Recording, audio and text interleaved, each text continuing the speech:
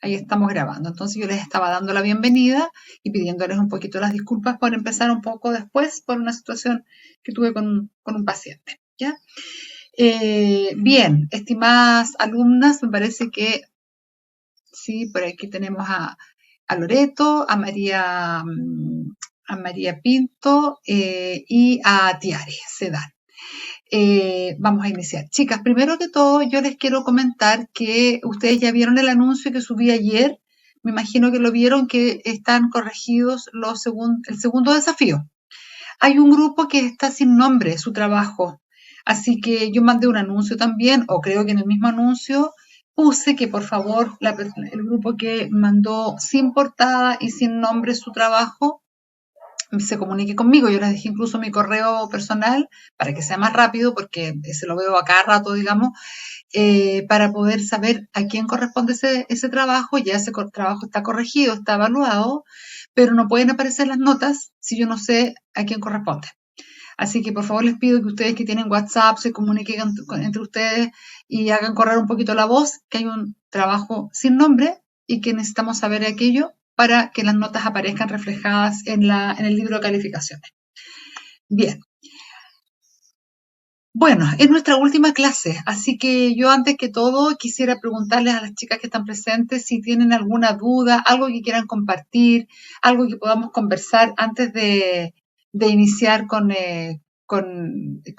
compartir pantalla y todo eso. ¿Alguna duda también respecto de los trabajos que ya se han entregado, del trabajo que queda por entregar? Sería bueno aprovechar este ratito. Esta clase no es tan larga la de hoy, así que también podemos tener el tiempo suficiente para compartir esas cosas.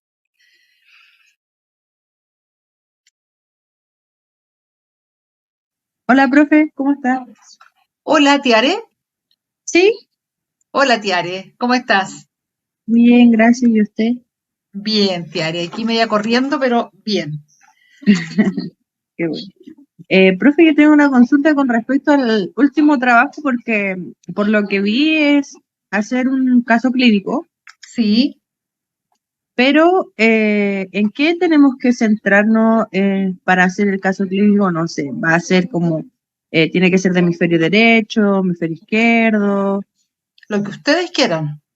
Lo que ustedes quieran. ya, Puede y en ser. esa, en esa descripción tiene que ser como la definición de o al tiro el término clínico de lo que está sucediendo. A ver si entendí la pregunta, pero mira, voy a explicar lo que yo pido en el trabajo. Capaz que por ahí, digamos, comprendamos también lo que tú estás preguntando. El trabajo implica crear un caso. Y en esto aprovecho de dejarlo acá grabado. Cuando decimos crear un caso, y de hecho creo que dice por ahí, como la indicación, en la instrucción dice, eh, que tenga una historia. El caso debe tener una historia, ¿cierto? ¿A qué nos referimos con eso? Nos referimos que no basta poner, por ejemplo, no sé, Claudia X, que salió del trabajo y tuvo un accidente en la esquina de su oficina y que fue un TEC y que, bueno, todo lo que vino después y que era muy buena trabajadora. Ya, eso no es suficiente. Cuando decimos armar un caso, necesitamos saber, obviamente, su edad, algunos datos familiares, con quién vive, tiene hijos, o ella es hija de, cuál es su grupo familiar, cuáles son sus características de personalidad. Como hemos podido ver a través de todo este curso y otras cosas que ustedes han estado estudiando también en el diplomado, sabemos que las lesiones cerebrales impactan la personalidad de los pacientes, la forma de expresarse, la forma de conducirse conductualmente, la forma de manifestar sus emociones. Entonces, saber cómo los pacientes eran previos es súper bueno, es súper importante, no solamente súper bueno, es súper importante, porque podemos hacer un paralelo, ¿cierto? Los antecedentes premórbidos del paciente en términos de personalidad, de familia, de intereses, de hobbies, de relaciones sociales, laborales, y después, esa es como la historia del paciente, ¿ya? Después se pide que esto que nosotros pusimos, tuvo un accidente automovilístico fue un TEC, ¿verdad? De hemisferio izquierdo posterior hacia occipital, ¿ya? Eso es como lo general. Entonces, pues hay un punto que dice especifique y defina un poco el diagnóstico. Entonces yo voy a poner una definición de TEC, que habitualmente los alumnos me ponen las definiciones que hay como estándar, ¿cierto? El TEC es una acción mecánica que ocurre en el cerebro, etcétera, etcétera. Pero en este caso le voy a agregar que cuando es izquierdo y cuando es posterior, por ejemplo, hacia el lóbulo occipital, podría tener tales y cuales manifestaciones o consecuencias. ¿Mm? ¿Estamos ahí hasta como con lo que tenemos que presentar del caso? Eso es lo que yo cuando lo lea tengo que decir, esta es la historia de la paciente, así era esta paciente, esta era su forma, así era previo al accidente, le pasó esto. Y cuando decimos le pasó esto, tuvo un TEC porque chocó en la esquina, ¿verdad? Decimos, llegó al hospital, no sé qué, y a los 4 días despertó y la empezaron a evaluar y nos dimos cuenta, o el equipo se dio cuenta que tenía problemas de memoria de trabajo, que no focalizaba la atención, que estaba desinhibida. Es decir, ahí viene también, en ese primer ítem, viene todo lo que es explicar la sintomatología actual de la paciente. Y después viene esto como de describir un poquitito qué es un TEC. Y después viene todo lo que es la intervención, ¿cierto? Y la intervención, y por eso es importante la historia del paciente, porque la intervención tiene que ver no solo con que yo voy a mejorar memoria, de trabajo, atención, etcétera, sino que también me va a importar sus antecedentes previos. Es decir, era una mujer que le gustaba, por ejemplo, no sé, tenía habilidades manuales y después del trabajo se iba a talleres de manualidades, de artesanía, estoy inventando. Entonces, ¿cómo mi intervención, yo también voy a recoger esa información y la voy a utilizar para mi intervención? Entonces, una de las actividades que voy a proponer, por ejemplo, como terapeuta ocupacional, va a ser para estimular la atención sostenida, por ejemplo, es, no sé, hacer una manualidad que tiene que ver con recortar, pegar, etcétera. ¿Ya? Bueno. Hasta ahí creo que puedo explicarlo para que quede como bien didáctico explicado, porque muchas veces pasa que las historias son muy breves de los pacientes, son muy escuetas y no dicen nada de la vida del usuario. ¿Mm? Entonces después como que queda desconectado, como que la intervención como que no tiene nada que ver con la persona, o no sabemos si tiene que ver. ¿Ya? Entonces la idea es como que se vaya vinculando. ¿Mm? Bueno, se lo estoy respondiendo a Tiare que preguntó, pero espero que, o sea, digamos, en fondo la respuesta es para todo el curso porque que a todos les pueda servir el cómo hacer el trabajo. ¿Mm? Sí, profe, muchas gracias. Ya, Tiare, espero que te haya quedado más claro. No se olviden de la bibliografía, no se olviden de las normas APA, porque si yo hago la definición de TEC, tengo que poner, lo voy a sacar de alguna parte. Así que también eso lo voy a poner con su autor, con su año, con su publicación abajo, ¿verdad? Es decir, que quede normas APA absolutamente claras. Que eso ha pasado, que los trabajos no todos han tenido normas APA, y este segundo trabajo tenía un ítem en la rúbrica que era normas APA, entonces han bajado puntaje algunos grupos, ¿ya? Por cosas que se pueden solucionar. Ya pues, ¿alguna otra consulta, alguna otra pregunta, algo que quieran comentar, compartir?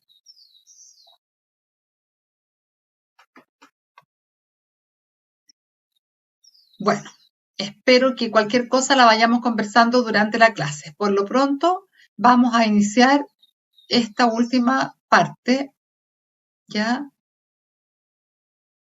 Que se llama la evaluación neuropsicológica en un proceso de rehabilitación, ¿ya?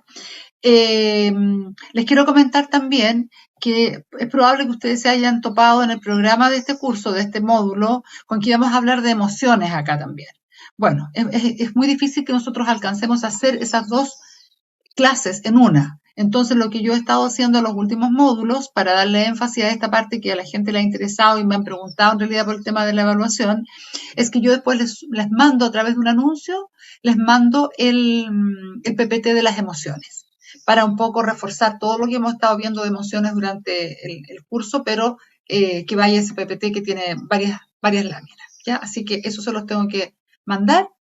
Y con eso cerramos con las emociones, pero ahora nos vamos a esta parte de evaluación en proceso de rehabilitación.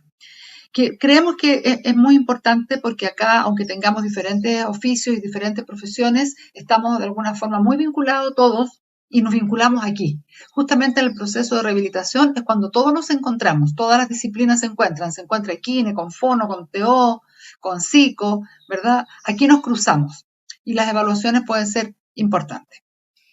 Bien, aquí este párrafo que es un poquito extenso, pero lo que dice en el fondo que la neuropsicología, entendiendo la neuropsicología como una disciplina amplia, ¿verdad? Que ya sabemos que un terapeuta ocupacional cuando está estimulando determinadas funciones cognitivas también está haciendo neuropsicología, entendiendo la neuropsicología como la relación que existe entre el cerebro y las conductas que manifiesta la persona, que manifestamos todos nosotros, ¿cierto? Y su componente emocional y afectivo.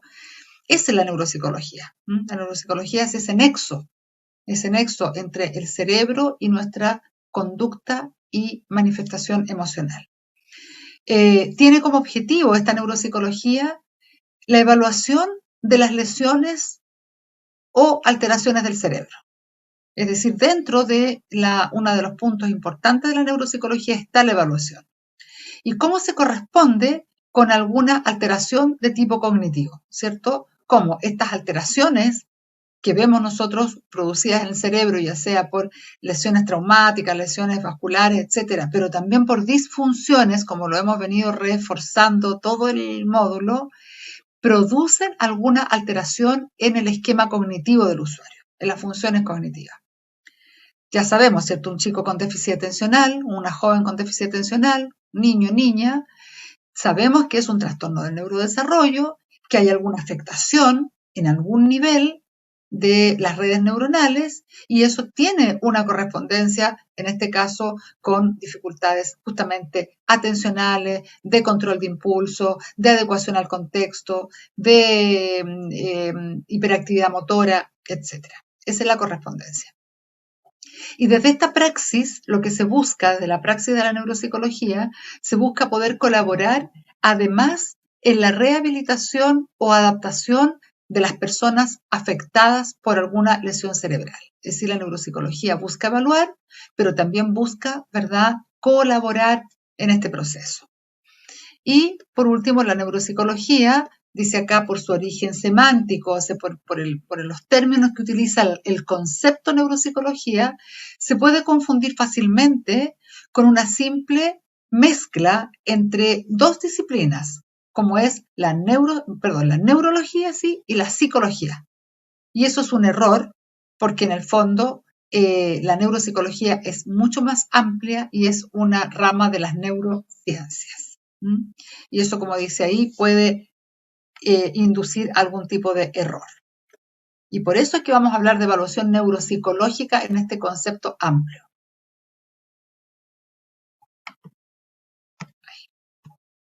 Si me quiere cambiar, ahí sí. El objetivo de la evaluación neuropsicológica está dirigido a las necesidades de tratamiento que tienen las personas. Es decir, no se entiende la evaluación neuropsicológica por hacerla, ¿cierto? Se entiende en este contexto de que hay un tratamiento que está a la espera de ciertos datos que van a orientar mi intervención. Para eso yo evalúo, ¿sí? Ustedes también, ¿cierto? Ustedes cuando pasan un MOCA, los kinesiólogos cuando pasan pruebas funcionales motoras, pruebas de, qué sé yo, de fuerza, etcétera, lo que estamos buscando es decir, ¿cómo voy a armar mi plan de trabajo? Para eso aplico las pruebas, digamos, para saber en qué punto está el usuario en este momento respecto de lo que ha sido su lesión o su trastorno. Entonces, orientan el programa de rehabilitación. Pero la evaluación la debemos considerar como una instancia que puede ser muy delicada, por lo tanto hay que tener en cuenta ciertos criterios. Y esos criterios son dos grandes grupos, así como bien grueso. Criterios mayores y criterios menores, así como un corte súper grande. Estos criterios mayores incluyen la ética, la validez y la sensibilidad de los instrumentos a los cambios clínicos. Es decir, cuando ustedes buscan test, cuando buscan escalas, cuando buscan pruebas para aplicar, voy a partir por lo último, ¿cierto? Debe tener sensibilidad a los cambios clínicos. No me sirve una prueba que en realidad no evalúe eso, que no mida el cambio en el usuario. Que si lo aplico hoy día, lo aplico en 15 días más, da lo mismo. No, tiene que mostrarme esos cambios, ¿cierto? Y evidentemente tienen que tener validez, es decir, tienen que ser test que han sido probados, que han sido utilizados, si no bien en nuestra misma población, en poblaciones similares, y por supuesto que tienen un marco ético, ¿cierto? Y esto se refuerza mucho porque en el fondo hay muchas cosas dando vuelta en la web. Es decir, uno pone evaluación neuropsicológica y le pueden aparecer, no sé, 20 páginas del Google de evaluaciones, ¿m? Y de test, y de escalas, y de cuestiones. Entonces, pero ¿qué confianza nos dan aquellos instrumentos? De repente ninguna. Y los criterios menores son que sean viables para administrarse, es decir, que sea un instrumento que yo realmente se lo pueda aplicar al usuario y que yo no fuerce la aplicación. No, si voy a ver cómo lo acomodo, está bien. Es decir, hay test que uno puede adaptar, ¿cierto? Y que uno puede tener esa flexibilidad, pero no puedo tampoco desarmar la prueba para hacerla viable. Tiene que ser como viable a la primera, ¿verdad? La validación de las pruebas con poblaciones similares, lo que decíamos anteriormente. En Chile no tenemos tantas pruebas estandarizadas. Hay grupos trabajando en eso, hay equipos trabajando en eso. Sin embargo, no vamos tan rápido como quisiéramos. Entonces, al menos las pruebas tienen que ser pruebas que se apliquen y que estén validadas en poblaciones de nuestra región, ¿cierto? Por ejemplo, de nuestra región latinoamericana. Entonces, por ejemplo, en México hay muchas pruebas, en Argentina hay muchas pruebas, Colombia tiene muchas pruebas y muchas de ellas están validadas en sus poblaciones y son poblaciones similares. Tenemos un idioma común, tenemos una cultura bastante similar en muchos aspectos, tenemos una historia más o menos común, entonces eso favorece la administración. Que tenga protocolos claros de administración y de puntuación. Como yo les decía, uno puede buscar en internet test para evaluar atención y demás que me aparece. Me aparece un test. Pero partiendo que no tiene autor. Pero además no tiene un protocolo, es decir, no dice cómo aplicarlo. No dice, no da ninguna pauta. Entonces uno tiene que decir, a ver, ¿cómo aplico esto? ¿Se lo leo? ¿Se lo muestro? ¿Se lo leo rápido? ¿Se lo leo lento? Vaya uno a saber. Y además tiene que tener una puntuación también clara. Es decir, que yo al menos pueda sumar después y diga, obtuvo 12 de 15, ya. Me da un parámetro, ¿verdad? Pero al menos tiene que tener esos elementos claros. Entonces, para elegir un instrumento, criterios mayores y criterios menores. Por otro lado, estos criterios, tenemos un segundo punto que son los indicadores. Por un lado tengo los criterios, ¿cierto? Ya sé cuáles son. En eso me tengo que mover para elegir una prueba. Pero además de eso, debo considerar ciertos indicadores para elegir estas pruebas. Por ejemplo, están como en signo de interrogación planteados estos indicadores. Primero dice, ¿son adecuados los contenidos y su nivel de dificultad? ¿Ofrecen información sobre los mecanismos cognitivos alterados? ¿Cuál es la validez ecológica de estas pruebas? ¿Y son sensibles a los cambios experimentados por los usuarios? Esas son las preguntas que yo me tendría que hacer frente a una pauta para elegirla. Si tiene los contenidos adecuados, si evalúa lo que yo necesito que evalúe, si tiene validez ecológica y lo de la sensibilidad a los cambios. Vamos a revisarlo. El primero dice adecuación a los contenidos y grado de dificultad. Las personas, muchas veces, ¿cierto? Cuando nosotros las vamos a evaluar, mantienen un conjunto de habilidades. Y de habilidades que pueden ser muy diversas, según qué, y por eso esto yo le decía de la historia personal del usuario, ¿cierto? Según las características personales de la persona. Es decir, es una persona que era muy estudiosa, que era muy académica, que era muy laboriosa, digamos, era muy trabajólica en un lenguaje más coloquial, ¿verdad? Eso son elementos que la persona incluso puede mantener después de la lesión, puede conservar esos elementos. Y esto significa que nosotros no podemos hablar de un protocolo rígido. Tenemos que ser capaces de pensar que el protocolo es esto que es la forma de administración de la prueba, tiene que tener un grado de flexibilidad, sin que la prueba se desdibuje, sin que la prueba cambie en su esencia más íntima, digamos, más profunda.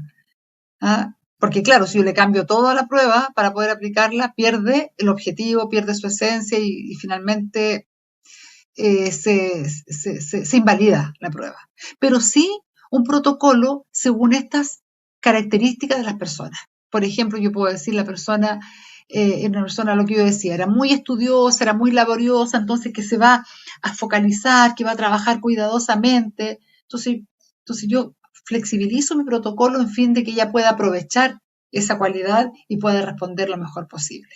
¿Mm? Requiere un nivel, por cierto, ¿verdad?, de conocimiento de nosotros, por supuesto de los que lo estamos aplicando, que permita determinar caso a caso las pruebas más adecuadas. Y eso pasa por conocer muchos test, por investigar mucho, por comparar muchos test, por aplicar lo más que uno pueda dentro de lo posible, para realmente tener un conocimiento de las pruebas. Acá dice, acá, un ejemplo en relación a ciertas características de los usuarios. Dice, una persona con una inteligencia superior, como hay, yo les estaba contando al inicio de la clase que me atrasé porque tuve que esperar un poquitito más a una mamá que venía de muy lejos, que tuvo un problema en llegar a la entrega de un informe de su hijo que yo lo evalué con una prueba de inteligencia, que justamente es un niño de 7 años que tiene un rendimiento intelectual superior.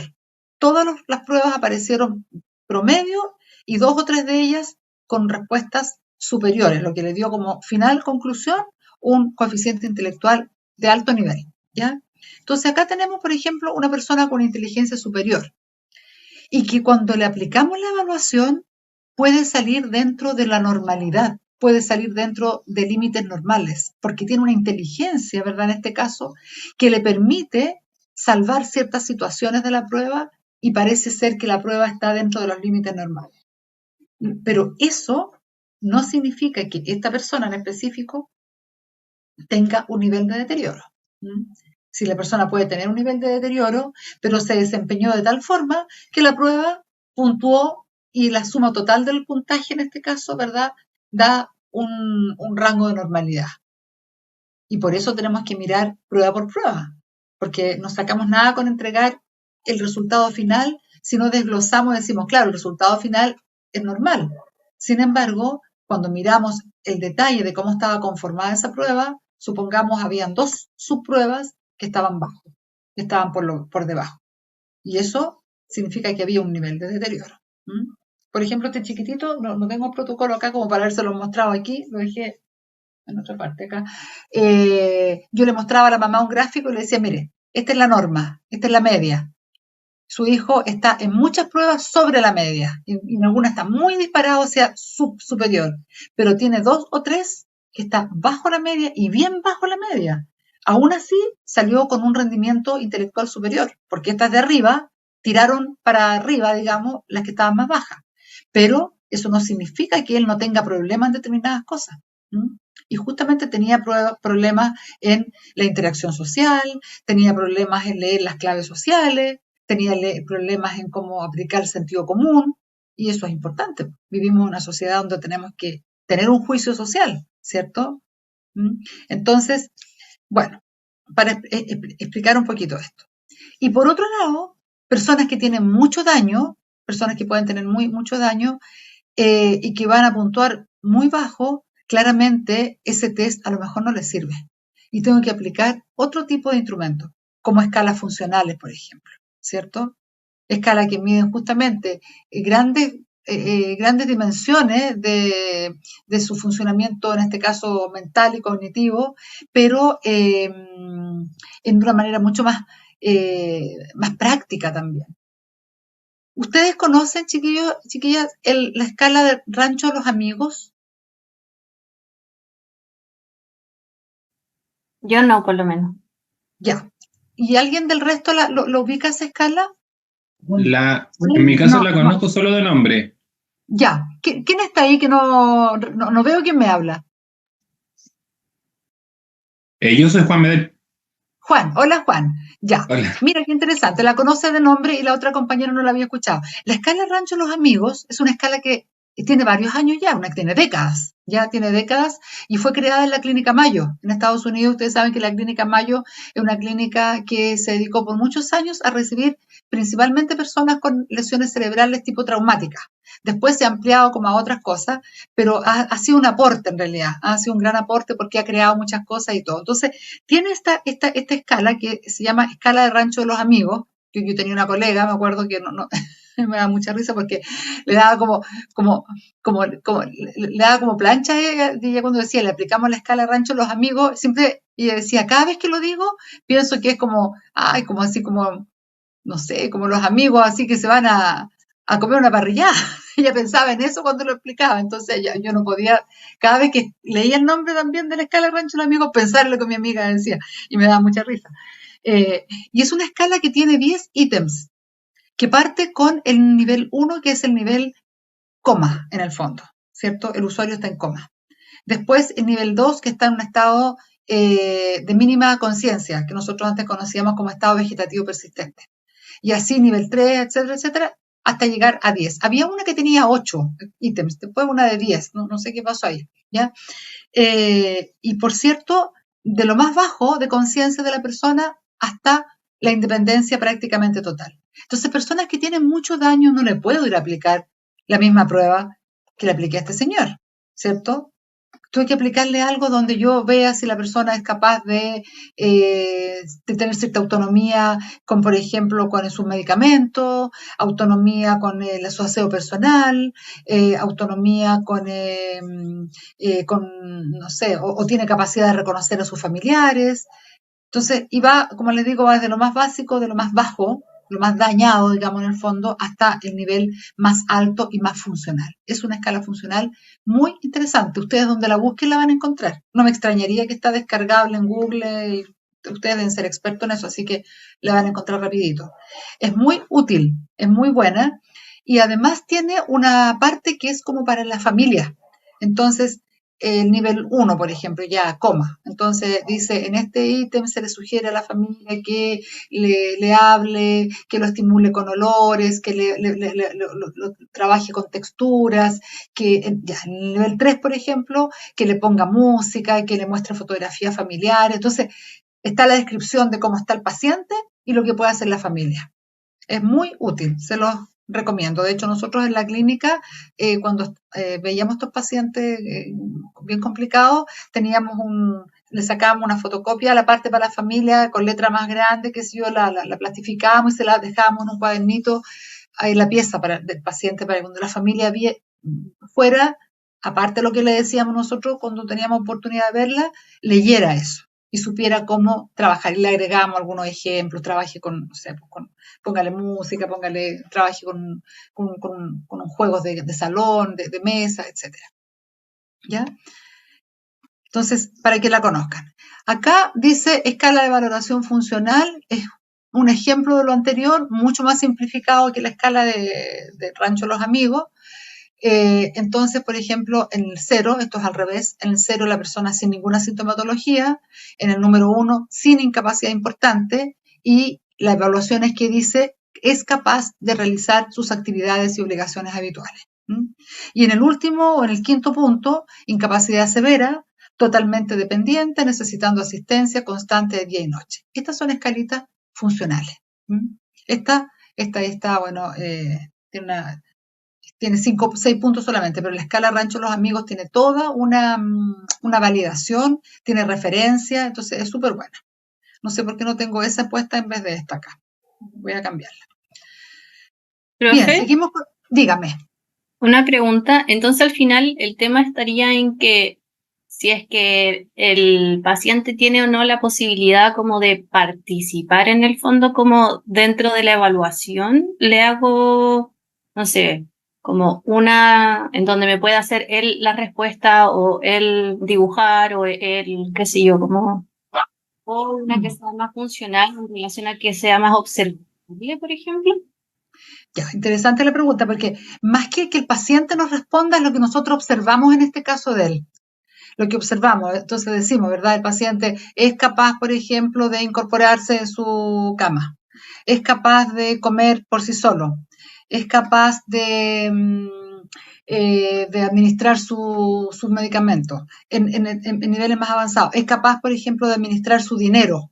¿Mm? Entonces, más que el paciente nos responda cosas, es lo que nosotros observamos del paciente. Por supuesto, lo vamos observando a la medida que nosotros también vamos interviniendo y vamos, qué sé yo, haciendo actividades con él, ¿verdad? O sea, ¿cómo vamos a saber si administra el dinero? No lo podemos saber a menos que con el paciente lo acompañemos a comprar en la esquina o hagamos un ejercicio clínico, digamos, donde utilicemos algún tipo de dinero falso, digamos, de juego y hagamos como que compramos, etcétera, y uno diga, sí, este señor puede recibir el vuelto, sabe comprar, sabe pagar. Entonces, es eso, más que nos vaya respondiendo, es un test que no tiene preguntas ni nada en este caso, tiene una pauta de observación. ¿Mm? Tiene pauta de observación que uno en el fondo va mirando en el paciente. ¿Mm? Si pudiéramos encontrar así como alguna por acá, después capaz que en el recreito yo busque algo en internet y la compartamos acá. ¿Ya? Bueno, claro, eso. sí, es que mi pregunta era como, en el fondo, ¿elijo una o elijo otra en relación a, en base al paciente, o no? Claro, claro que sí. Porque, claro que sí. Porque ahora, igual, no son excluyentes. Ya, sí, esa No son también mi excluyentes. duda. Porque imagínate un paciente con que en Rancho Los Amigos está en nivel 6. Es un paciente que ha logrado comunicarse, que está más autónomo. Entonces yo es un paciente que ya le puedo aplicar alguna prueba más estructurada, más de tipo como las que del primer punto, ¿cierto? Una prueba más estructurada cognitiva. Le puedo aplicar un Mini-Mental, le puedo aplicar un MoCA, pero a un paciente que está en nivel 2 no le puedo aplicar un MoCA. En nivel 3 seguramente tampoco. Pero capaz que ya de nivel 5 para arriba sí le puede aplicar un MoCA. Entonces, no son excluyentes, se complementan más bien.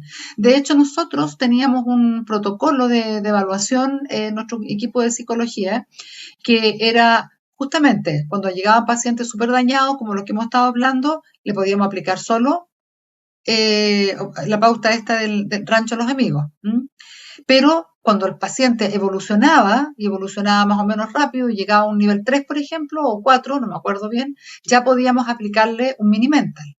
Y si el Mini-Mental lo sorteaba bien, pasábamos a un ACR, que el otro día estuvimos hablando del láser, ¿se acuerdan? Que es mucho más que un Mini-Mental. Y si el ACR lo resolvía bien, le aplicábamos un Neuropsy, que es una prueba que más bien utilizamos en psicología, los psicólogos, digamos, y que es más que un Mini-Mental y más que un ACR. Entonces íbamos sumando, y eso no implicaba que no podríamos haberle aplicado también la escala funcional para ver cómo se desenvuelve con el dinero, con los medicamentos, con la autonomía, ¿te fijas? Pero a otros no, pues a otros le vamos a aplicar solamente el Rancho Los Amigos porque no vamos a poder aplicar las otras escalas. Ya, perfecto, muchas gracias. Sí, ¿Se entendió? Ya, súper. Por ser, a mí me pasaba, profe, que a nosotros nos pasaron escalas según niveles de estudios también que tenían los usuarios. Por ser el MoCA era para estudios superiores, estar el cuestionario de Pfeffer, que era para los que no tenían lectoescritura. Entonces igual depende del nivel escolar. Claro, por cierto que sí. Por cierto que sí, es decir, yo no puedo aplicarle a alguien que, por ejemplo, que es analfabeto, no le puedo aplicar una prueba como el MoCA o como el Mini-Mental que dice escriba una oración, ¿cierto? El Mini-Mental dice ahora aquí en este espacio escribe una oración que tenga sujeto y predicado. O sea, hay que tener conocimiento para hacer una oración que tenga sujeto y predicado. O básicamente que sepa escribir. Es decir, entonces, claro, o sea, hay muchos filtros, hay muchas cosas, y no es tan fácil evaluar. No es tan fácil evaluar, son muchos los elementos que hay que tener en consideración. Todo lo sensorial, si la persona escucha bien, si la persona ve bien. Las personas con problemas sensoriales es otro tema, digamos, hay personas que no escuchan, que son hipoacúsicas. ¿Cómo adaptamos esas pruebas, justamente? Como lo que tiene que ser escuchado se lo mostramos en una tablet, por ejemplo, para que pueda leer la instrucción. A eso nos referimos con los protocolos flexibles. Decimos esta persona es hipoacústica, que es una historia que trae previo, o quedó hipoacústica después del accidente, del golpe, por ejemplo. Entonces uno dice, como no lo evalúo, lo tengo que evaluar. ¿Y cómo lo hago si el protocolo es preguntándole? Bueno, ahí es flexibilidad, ¿cierto? Yo no voy a cambiar, el instrumento no se me va a desvirtuar porque yo la pregunta, en vez de leérsela, se la escriba. Y viceversa, personas con problemas visuales no van a poder ver, a lo mejor leer la pregunta, pero se la voy a poder leer y auditivamente la va a poder captar y comprender y responder. Entonces, a eso nos referimos también con un punto anterior que decía protocolos, flexibilización en el protocolo, sin desvirtuar la prueba. Eso está interesante esto que lo que decía la compañera, que esto, claro, la escolaridad es un tema y es una barrera muchas veces la escolaridad. Bien. Me salté esto, ¿lo leí o no? Ya. El segundo criterio decía que evalúe lo que dice evaluar. O sea que dice los mecanismos cognitivos alterados, la prueba debe proporcionar información que permita explicar la disminución del rendimiento. Ahora, la prueba por sí sola no lo va a explicar si nosotros no tenemos un conocimiento, ¿cierto? O sea, efectivamente, si alguien dibuja algo y dibuja la mitad, si nosotros nunca hemos escuchado hablar de negligencia, como hemos estado viendo, ¿cierto?, el paciente con lesiones derechas que tenían heminegligencia, el instrumento por sí solo no nos va a decir, oye, el paciente tiene heminegligencia, ¿verdad? Nosotros tenemos que saberlo, pero sí la prueba lo explora, y eso es importante, elegir aquellos instrumentos que exploren lo que yo necesito explorar para poder confirmar mis hipótesis diagnósticas también. Las pruebas que ustedes aplican, chicos y chicas, las que me ha tocado aplicar a mí, son tan o más importantes que las imágenes, que las neuroimágenes me refiero, ¿cierto? Porque la neuroimagen, claro, va a ir a mostrar la lesión, va a ir a mostrar el tumor, va a ir a mostrar el ventrículo que está ensanchado, que está estrechado, no sé. Pero a propósito de los resultados de las evaluaciones, es que podemos inferir lo otro también. Podemos decir, esto es frontal, esto es derecho, esto es más parietal, a partir de las evaluaciones, por eso son tan importantes. Bien, los resultados numéricos son de poca utilidad, dice acá, si es que no están asociados a una delicada observación de los errores y de las formas que el usuario tiene para buscar alternativas de resolución. Obviamente, ¿no? Es decir, no me basta el dato que al final dice, como el caso del niñito, que diga 125 normal superior. Yo tengo que explicarle a la madre, ¿verdad?, por qué logró ese puntaje, cuáles fueron lo que llevó a que hiciera ese puntaje y cómo resolvió las cosas que le costaron, porque a él también le costaron cosas, sin embargo, las pudo resolver. Tuvo mecanismos de estrategias para resolver sus problemas. Después tenemos la validez ecológica, y esto tiene que ver con que las funciones evaluadas se puedan generalizar a la vida real. Nos tiene que interesar que lo que nosotros observemos y evaluemos en nuestro setting clínico, digamos, lo podamos de alguna manera proyectar a la vida común del usuario, ¿cierto? Al trabajo, a su familia, a las cosas que va a hacer, porque si no nos quedamos con una cosa muy clínica, un poco sesgada, y qué pasa con la vida del usuario. Estamos pensando en aquellos usuarios que se van a poder incorporar, que se van a poder incluir, ¿verdad?, lo mejor posible. Sabemos que otros no lo van a poder lograr, pacientes más graves, justamente, estado vegetativo persistente, o sea, mínima conciencia, etcétera. No podríamos esperar tanto eso, pero otros sí. Entonces sería importante también que esas evaluaciones también se proyecten un poquitito. Bien. Después, número 4, dice que sean sensibles al cambio, que ya lo había mencionado. Es necesario escoger pruebas que sean capaces de reflejar los cambios que se producen por el paso del tiempo, que han estado expuestos a diferentes tratamientos. Es decir, si yo aplico hoy día una prueba y voy a tener al paciente 2 meses en estimulación cognitiva y voy a trabajar y trabajar y trabajar memoria, atención sostenida, etcétera, yo debiera reaplicar en 2 meses y decir, el paciente mejoró en esto, hubo sensibilidad al cambio por el test, o no mejoró, ¿verdad? No hubo cambio, no tuvo ningún impacto lo que yo hice, lo que hicimos, y eso significa que tengo que cambiar mi estrategia. No fue que estuvo malo lo que hicimos, ¿cierto? Simplemente que puede ser tan resistente el trastorno que tiene que tengo que buscar otro tipo de trabajo, de tratamiento para lograr, ojalá, una mejoría. No siempre se logra. Pacientes que invento, llegan en 1 y se van en 1, es decir, no tienen cambio. O llegan en 2 y se van en 1, retroceden porque se complicaron en el camino. Pero otros que llegaron en 1 y se van en 2, o se van en 3, ¿cierto? O sea, mejoraron. Entonces uno también evalúa su propia intervención. Bien, y aquí está la polémica. ¿Aplicamos instrumentos cuantitativos o cualitativos? ¿Qué dicen ustedes? ¿Qué piensan ustedes?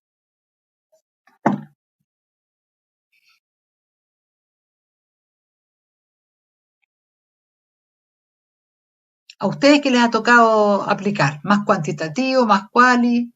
¿Qué les gusta más? ¿Con qué se sienten más cómodos? ¿Qué será lo mejor?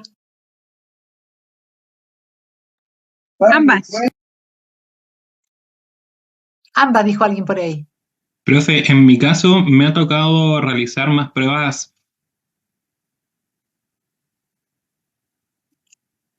Te perdimos un poco, Juan. O Pablo, Juan. Te perdimos el audio. Se desconectó, parece. Pucha. Se ¿Verdad?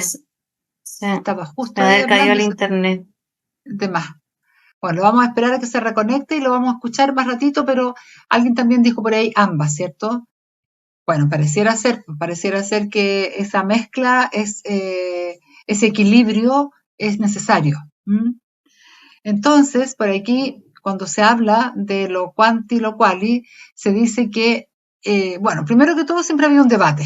Y hay grupos que son muy cuantitativos y hay grupos que defienden mucho el cualitativo. Entonces ahí se producen como choques un poco. Los enfoques flexibles han estado siempre como en versus los enfoques más psicométricos. Los flexibles cualitativos con los enfoques psicométricos y normativos. Por ejemplo, la prueba que yo le apliqué a este niñito, otra persona se desconectó. Ojalá que puedan retomar. Este test que yo le acabo de entregar a la mamá hace un rato atrás es cuantitativo. Es cuantitativo, o sea, números, 120, 30, aquí, norma, la media, arriba, abajo, etc. Pero yo tengo que acompañar esa información con una mirada cualitativa. Si no, es un número que no le dice mucho a la gente. Entonces, la observación cualitativa y la evaluación cualitativa es muy importante. Generalmente se ha asociado estandarizado a cuantitativo y flexible a cualitativo. Pero no sería, como dice ahí, ¿verdad?, justo que una u otra sea mejor que la otra, digamos. Y lo que dice acá es que la distinción se encuentra más relacionada con el modo de la interpretación que con el método utilizado. El cómo interpretamos estos datos. ¿Se acuerdan cuando yo le mostré el caso de A, del hospital del Instituto Horwitz, que eran datos cuantitativos? O sea que la copia de la figura compleja de Rey tenía un número, ¿cierto? Eran 24 puntos y el máximo era 36, etcétera. Entonces, si yo entrego esa información y digo, se le aplicó la copia de figura compleja de Rey y obtuvo 24 puntos, claro, para el que conoce la prueba puede decir, quiere decir que no le fue tan mal, ya. Pero ¿en qué no le fue tan mal? ¿Y en qué le fue mal? Esos 12 puntos que no consiguió, ¿cuáles fueron? Y ahí está la observación. Ahí está el criterio cualitativo, ¿cierto? Está el otro criterio.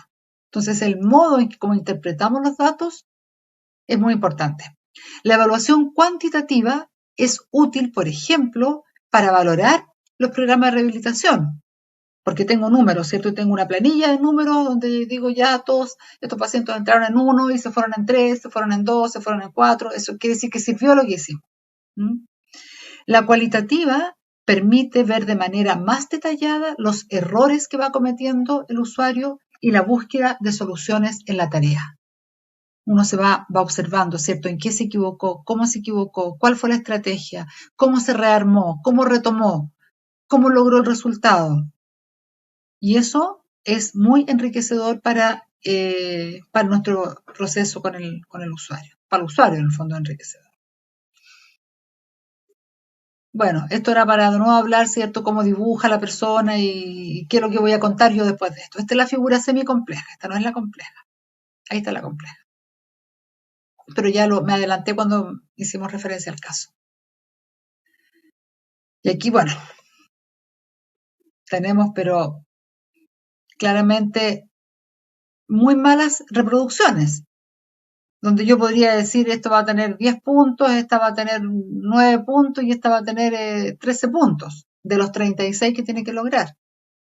Pero no basta con eso, ¿cierto? Aquí yo tendré que decir que invierte la figura, que persevera, que no respeta los límites, y eso es cualitativo. ¿Mm? ¿Cómo lo solucionó? Cambió la hoja, se acomodó, miró más de cerca, contó con la mano las rayitas que iban acá, trató de mantener la proporción. Se fijan, es decir, esas también son observaciones de las estrategias que usan los usuarios para resolver sus test y sus evaluaciones en general. Bien, el proceso, entonces tenemos los criterios, tenemos los indicadores y en relación al proceso de evaluación podemos pensar que también esto sigue como un curso, un camino. Y por ejemplo, siempre puede ser importante contar con otros informes, que nosotros obtengamos informes de nuestros propios colegas o de otros lugares donde los pacientes a veces vienen ya derivados. Entrevistar al usuario, por supuesto que es muy importante, antes de aplicarle cualquier prueba, ¿cierto? Poder conocerlo, poder saber algunas cosas de él, dichas por el mismo paciente, en el caso que sea posible. Si no, con los familiares, que el familiar nos reporte, ¿verdad? Las técnicas de neuroimagen, claro, si yo después puedo contar con ir a mirar una resonancia, aunque no soy experta, aunque no tengo esa formación, hay cosas que igual podemos entender, hay cosas que igual podemos mirar. Y el último paso ya sería, ¿verdad?, con todo esto que tengo a la mano, la evaluación neuropsicológica en sí misma. Aplicar, por ejemplo, aplicar un Mini-Mental es una evaluación neuropsicológica. Y el Mini-Mental es una prueba que la usa tanta gente, que se usa en el servicio público, en los CEFAM o el MOCA. Tú no dices, pero ¿cómo hace una prueba neuropsicológica? Sí, porque está observando, está explorando el funcionamiento cognitivo y la relación con la conducta del usuario. Entonces, a veces no sabemos, pero estamos haciendo neuropsicología más de lo que nosotros mismos creemos que estamos haciendo. Bueno, la evaluación neuropsicológica formal, que era como el último punto, ¿cierto? Debe incluir, esa evaluación debe incluir lo que yo quiero observar en el usuario. Entonces dice, debe incluir el rendimiento intelectual general. Por supuesto que un Mini-Mental, que es una prueba muy simple, que a mí me gusta mucho porque es muy económica, de lápiz y papel, es rápida, me da un general del intelectual, ¿cierto? Es decir, en el fondo no es una prueba como el VISC, que yo les acabo de contar del niñito, que ya le he contado tanto, pero sí, porque comprendió, la persona se adecuó, tuvo comprensión de lo que se le estaba diciendo, respondió adecuadamente, ¿ya? Entonces me da un parámetro. No es una persona con un problema intelectual que no pueda responder nada, o sí, o también, no entendió, no logró captar, se le hizo súper complicado sumar unas pocas números, también me habla de un rendimiento intelectual.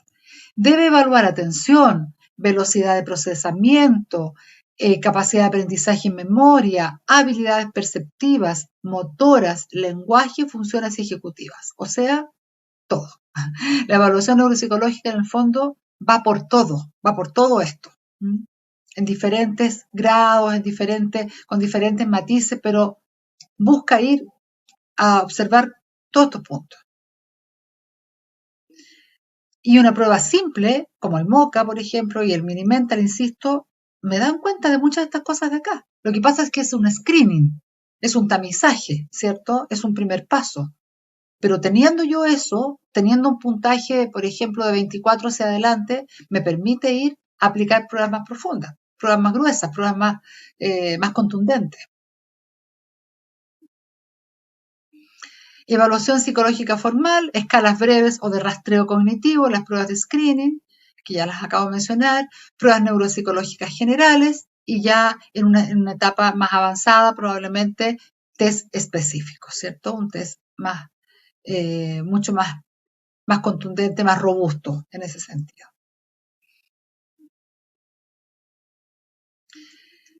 Y bueno, no podemos dejar de mencionar esto, si esto ha sido un pilar fundamental de nuestro trabajo durante este módulo, que tenemos que evaluar las alteraciones emocionales. Si no somos nosotros, será el otro colega, será del otro estamento, ¿verdad? Pero las alteraciones emocionales ya sabemos que no las podemos dejar como en tierra de nadie. No nos puede interesar solamente lo motor o la atención o X cosas. Tenemos que también tener una información clara y lo más certera posible respecto de la emocionalidad, la afectividad, lo conductual del paciente. Ya sabemos que las alteraciones cerebrales, como dice ahí, no solo afectan la cognición, sino también la emoción. Y vamos a encontrarnos con pacientes lábiles, con pacientes que podrían presentar algún cuadro de bipolaridad, pacientes que tienen una estructura de personalidad, que incluso pueden tener un diagnóstico, ¿cierto?, que va a ir a interceptarse con la lesión. Es decir, una persona con un TEC, por ejemplo, con una cosa como una línea desinhibida, y esa persona tenía, por ejemplo, un diagnóstico de trastorno de personalidad de tipo límite, que lo menciono porque como que hay cosas como que se ponen de moda, entonces como que la gente habla de trastorno límite de personalidad, a veces un poco sin saber, pero como que uno lo ubica. Por supuesto que un TLP va a interceptarse, va a cruzarse con un TEC de predominio de tipo desinhibido y se van a potenciar. Y emocionalmente su usuario puede estar muy descompensado. Por eso la evaluación emocional es tan importante. La personalidad previa interactúa con el trastorno neurológico, lo que acabo de decir. El mayor conocimiento nos va a permitir conocer cuáles son los modos de afrontamiento también de la persona. Son personas que afrontan adecuadamente sus problemas, personas que han tenido situaciones, eventos estresantes en su vida, ¿cómo los han enfrentado? Tuvieron un duelo, una pérdida, una crisis, colapsaron, pudieron enfrentarlo, se pudieron adecuar. Eso también es importante para lo actual.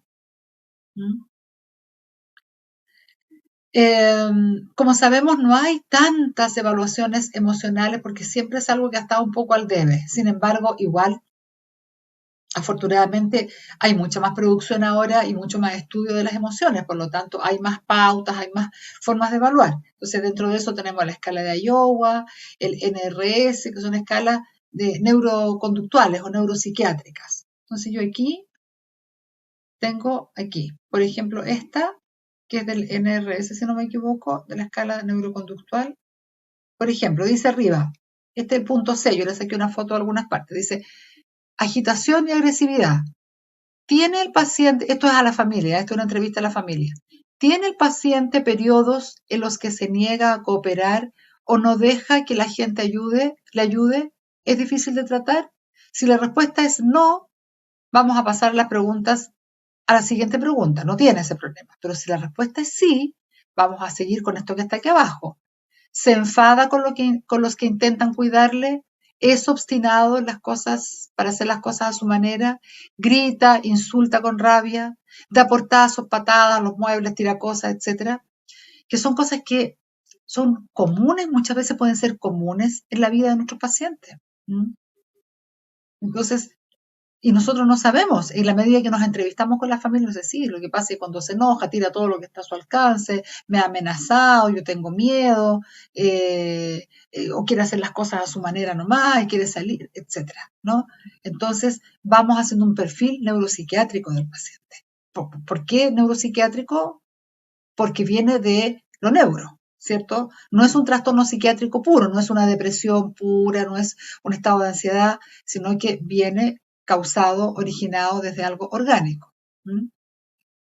Después tenemos acá otra que dice, en la línea de la depresión, dice, el paciente parece triste o deprimido, si es sí, continuamos acá, ¿cierto?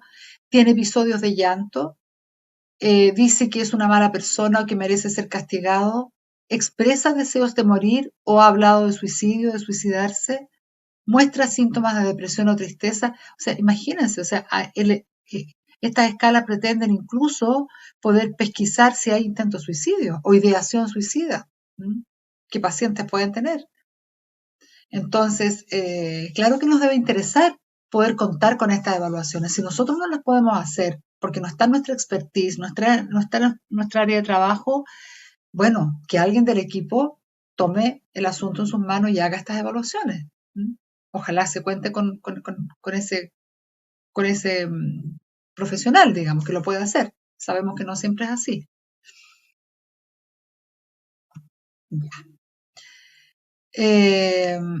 Y lo que ya decíamos, ¿verdad? Esto de que las evaluaciones deben tener esta mirada hacia lo ecológico. O sea, que el paciente, cómo se desenvuelve en su medio social, familiar, más natural para él. Acá tenemos hartos test, dice que se pueden mencionar en las escalas, los aspectos funcionales que lo habíamos dicho al principio. Bueno, yo nombré el rancho de los amigos, acá hay otros. Test de competencia cognitiva, test de atención cotidiana, el test de conductual de memoria de Rivermaid, que por ahí creo que hay un pedacito más adelante, que estuvo creado por, entre otras personas, por Barbara Wilson, que es una neuropsicóloga muy conocida, muy connotada. Entonces tienen validez, se fijan, porque tienen mucho marco teórico. Por eso son importantes. Y son test sencillos, pero tienen mucho estudio, con diferentes poblaciones de personas con lesiones cerebrales adquiridas. Entonces acá creo que está por acá. Por ejemplo, el de memoria de Rivermaid. Yo no me acuerdo en todo caso si este es como una síntesis del test, pero igual nos sirve. Por ejemplo, recordar un nombre, recordar un apellido, recordar un objeto, recordar la visita próxima al médico, reconocer dibujos, recordar una noticia, reconocer caras, recordar un trayecto de 5 pasos dentro de la oficina, dentro de nuestra consulta, nuestro gimnasio. Recordar depositar un sobre, ya difícil porque la gente no deposita sobre, así que ese punto lo tenemos que actualizar. Flexibilización del protocolo. Recordar mandar un correo electrónico, deberíamos decir, ¿cierto? O mandar un mensaje por celular, por ejemplo. Y preguntas generales sobre orientación temporal, espacial, personal, semántica, etc. Si yo no puedo, cuando el protocolo es rígido y digo, no, es que le tengo que preguntar cómo depositar un sobre. Entonces no se acuerda, la persona no sabe, dice no sé, entonces lo puntúo mal, lo puntúo con 0.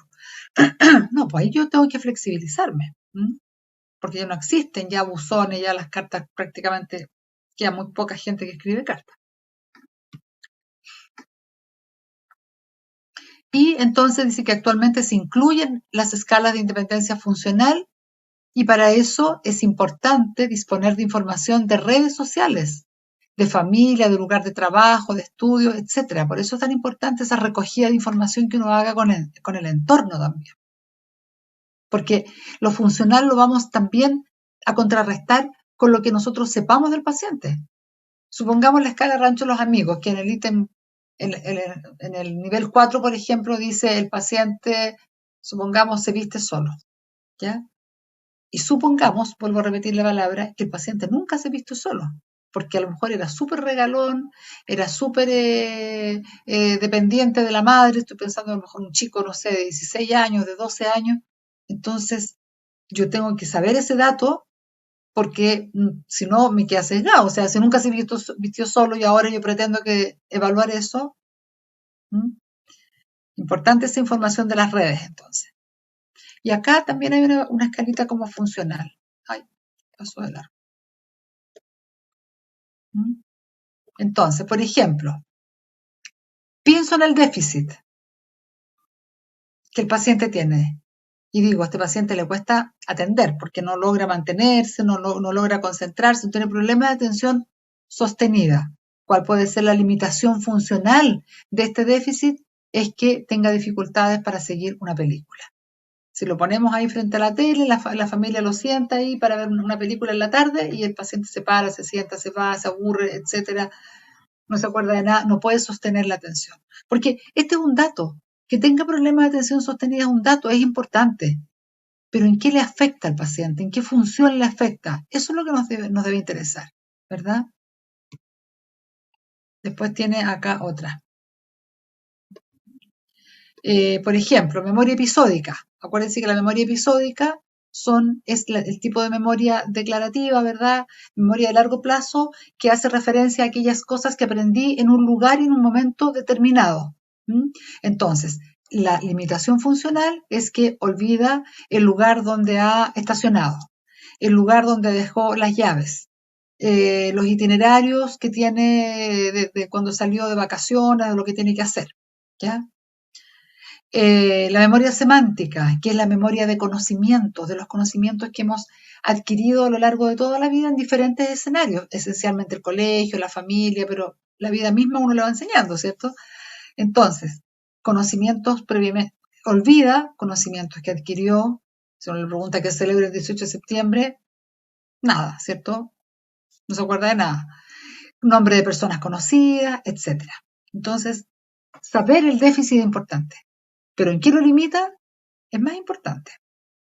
Y entre esas dos cosas, entre estos dos elementos, se hace un cruce para yo hacer mi intervención. Bien, después dice por acá que la evaluación neuropsicológica no tiene como único objetivo identificar las alteraciones, sino también proponer un programa de trabajo y también reconocer las áreas indemnes, las áreas conservadas, ¿cierto?, del usuario. No solamente los problemas que tiene, sino aquellas cosas en las que nos podemos afirmar para armar un andamio y mejorar. Hay pacientes, por cierto, que están muy dañados y prácticamente en ninguna parte por ahí encontramos algo. Pero hay otros que sí, que encontramos. Entonces, esos son puntos fuertes del paciente. Entonces, la evaluación también nos permite mirar aquello. Y dice ahí que los programas, que son a los que todos estamos sometidos, ustedes trabajan en diferentes lugares, hospitales, centros de salud, etcétera. Entonces dice que los programas también tienen que revisar los resultados, los evaluados, dice ahí, me equivoqué, dice los resultados, de forma de revisar si estos resultados de las evaluaciones funcionan, realmente han sido funcionales para el usuario. Y así uno puede someter, dice, los programas a una evaluación que implique observar los criterios objetivos con otros más subjetivos. Y eso es importante porque ahí está lo cuantitativo con lo cualitativo que hablamos hace un rato atrás. Y uno valora así, pues evalúa los resultados. Yo recuerdo que a propósito del rancho Los Amigos, y nosotros hicimos un pequeño estudio, que no lo publicamos por supuesto, pero lo hicimos, y están todos los datos guardados por ahí, de muchos ranchos Los Amigos que aplicamos. Muchos, no sé. Muchos. Entonces, con pacientes principalmente con TEC, que estaban en nivel 1, nivel 2. Rancho 1, rancho 2, como decíamos nosotros. Entonces, la idea, sabemos que hay una evolución que espontánea, ¿cierto? Hay una evolución neurológica espontánea. Pero esa evolución neurológica espontánea se ve potenciada cuando aplicamos un programa de rehabilitación. Por eso la rehabilitación tiene que ser precoz, tiene que ser ligerito de que pasaron las cosas.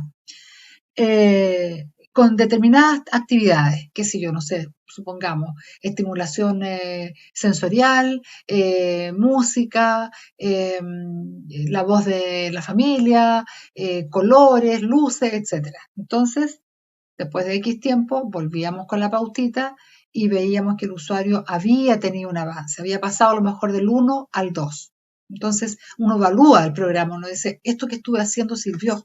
Esto de que los terapeutas ocupacionales que me encantaba porque iban con su maletita de cosas, ¿verdad?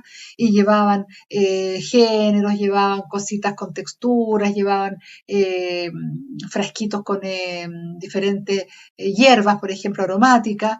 Entonces uno dice, bueno, esa intervención sirvió, no fue en vano, porque el paciente tuvo una mejoría, seguramente sumado a otras cosas, que es difícil a veces limpiar, decir qué fue lo que más pesó, pero es muy probable que esa acción sí haya tenido un impacto también en la mejoría del paciente.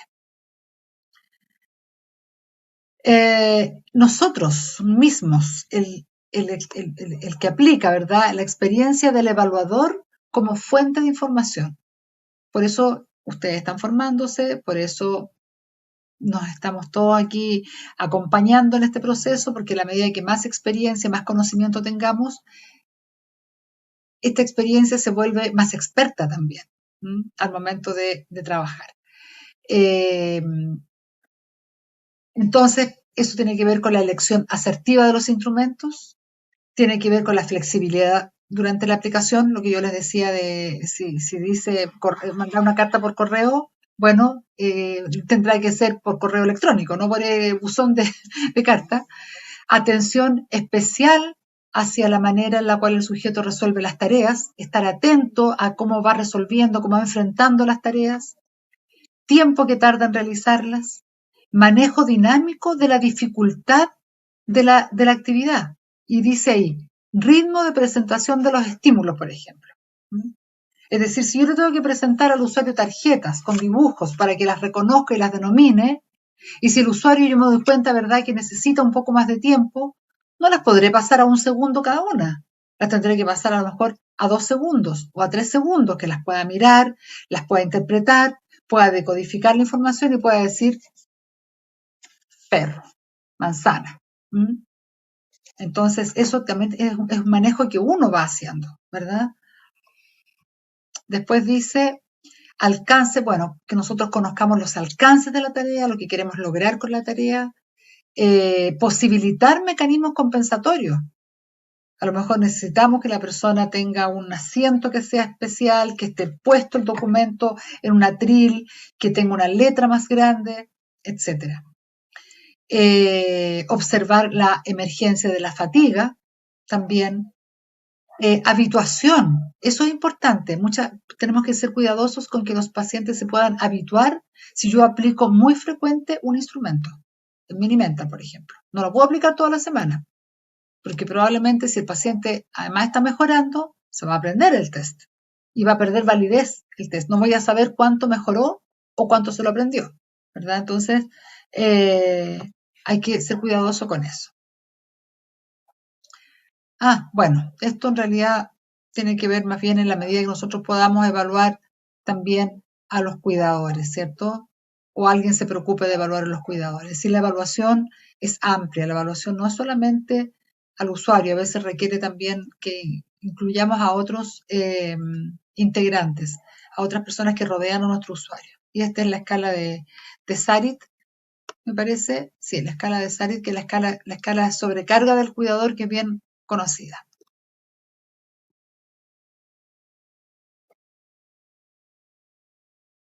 Y hasta ahí estamos. Y entonces, muchas gracias. Ya, pues, nos quedamos un ratito, tenemos unos minutitos, es temprano, terminamos más temprano, esta clase un poquito más corta, para poder responder algunas preguntas, responder algunas consultas o compartir algo. No sé si alguien tuvo el tiempo de buscar la escala del Rancho de los Amigos y la miró ahí en internet de repente, ¿o no? ¿Alguien la vio?